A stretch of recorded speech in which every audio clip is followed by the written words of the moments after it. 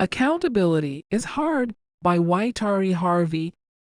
Richard Nixon resigned from the position of president after his involvement in the Watergate scandal surfaced. The scandal stemmed from the Nixon administration's attempts to cover up its planning and execution of the break-in of the Democratic National Committee headquarters in Washington, D.C., at the Watergate office building on June 17, 1972. 48 people, many from the administration, were convicted for their parts in the Watergate scandal.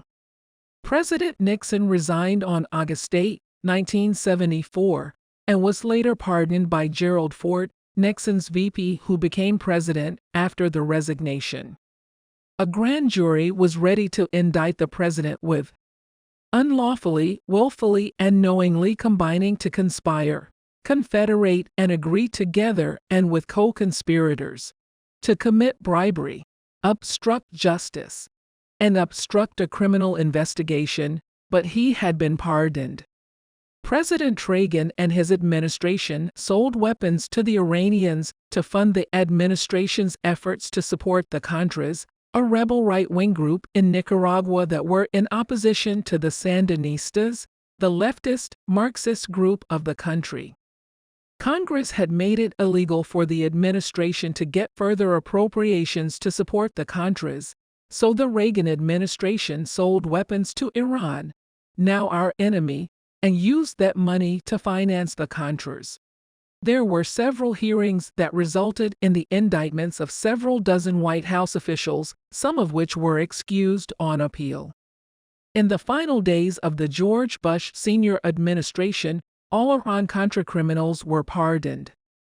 President George Bush Jr. and his administration invaded Iraq, falsely claiming that their leader at the time, Saddam Hussein, had weapons of mass destruction. 500,000 Iraqis lost their lives in that war. The Bush administration was never held accountable for the war crimes committed. The 45th president is not alone in committing crimes while in office. There is precedent. His helper is the judicial system that is painfully slow in holding his feet to the fire. The Washington Post reported that the Department of Justice, DOJ, under Attorney General Merrick Garland, slow-walked the investigation into the former president's participation in the insurrection of January 6. The DOJ waited a full year after the Capitol event before an inquiry began. The FBI did not begin looking into the fake electors scheme until April of 2022. Again, more than a year after the insurrection. Both institutions say they wanted to avoid the appearance of political impropriety. It is very difficult to uphold democracy and justice if you are unwilling to act in a reasonable, timely manner. These delays make it harder to hold the accused party accountable. It literally pauses justice. The Supreme Court's decision to hear the presidential immunity case is troubling. Most legal professionals agree that nothing in the Constitution supports total immunity for criminal behavior by a president while in office. Their decision to maintain the stay is perplexing because the trial scheduled by Judge Tanya Chutkan is on hold until they make whatever decision they decide to make. They could have lifted the stay and let the trial begin as they do their review. The court's plan to hear the case next month is disheartening and yet another delay. It is doubtful that they will announce their ruling before June, when they break for the summer. Depending on their decision, it may be July or August before Judge Tanya Chutkan's trial can begin in D.C. It was originally scheduled to begin in March.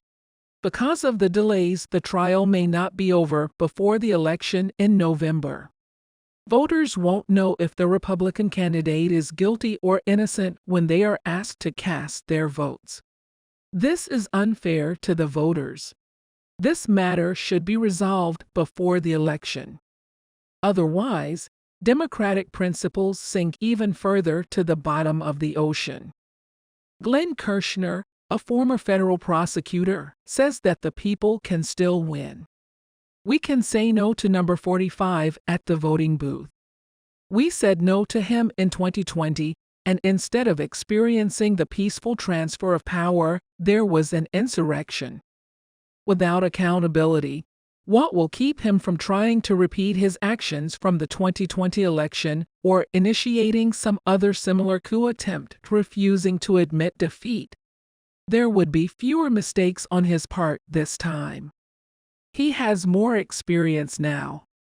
I understand that voting can be a remedy for shoring up failing institutions. The institutions are failing because they have been corrupted by the people in them. Corrupt behavior weakens the institutions to the point where they do not function as they were intended. The former president had a lot of helpers to assist him in his plot to stay in power.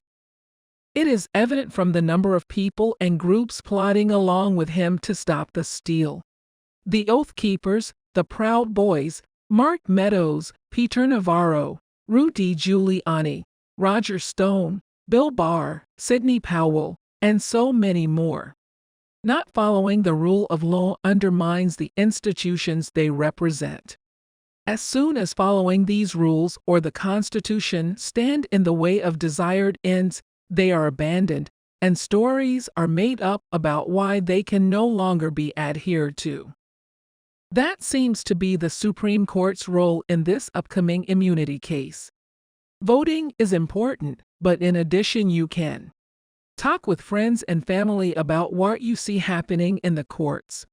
Avoid getting involved in schemes you know to be corrupt. Speak with or write to your representative about corruption you are aware of. Call out corrupt behavior in your local community.